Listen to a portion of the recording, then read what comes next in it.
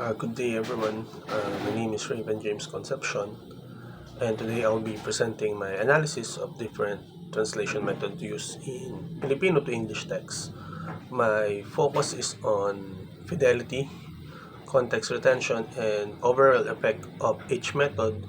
We'll look at four examples: a poem, a song, short narrative, and a cultural essay. The first one is comes from the song Multo by Cup of Joe. This uses adaptive translation. Instead of word for word equivalence, the translator or me, I reshape the lines to capture rhythm and emotional resonance. Semantic fidelity is moderate, but aesthetic fidelity is very high. The context retention is also strong. Since the hunting tone is preserved, this method is best when the goal is lyricism and emotional impact. And for the second one, this was for the poem Samay Divisoria. The translation method is literal.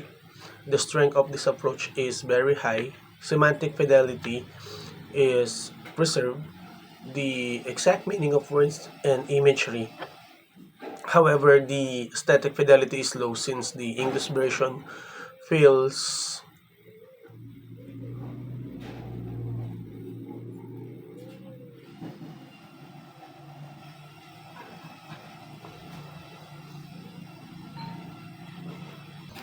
yes, as I was saying, the strength of this approach is very high semantic fidelity. It preserves the exact meaning of words and imagery. However, the aesthetic fidelity is low since the English version feels stiff and less poetic. The context retention is moderate to high because the social political imagery of displayment is still clear.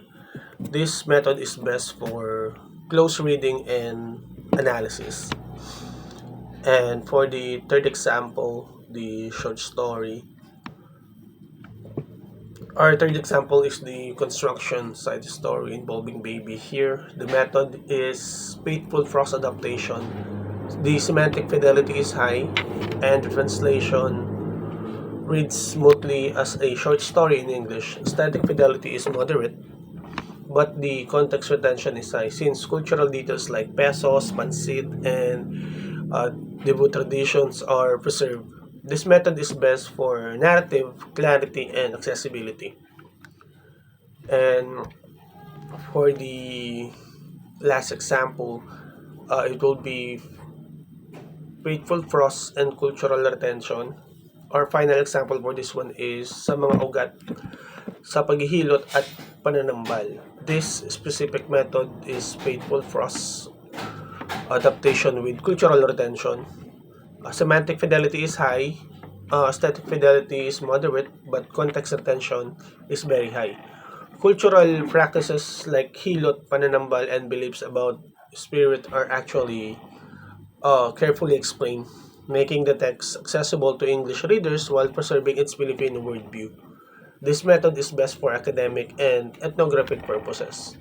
So, in summary, each translation method serves a different purpose: literal for analysis, adaptive for lyricism, prose for adaptation for clarity, narrative emotional for resonance, and cultural retention for ethnography. Translation is not about words, it's about choosing which dimension of fidelity to honor, meaning, feeling, or context. Thank you.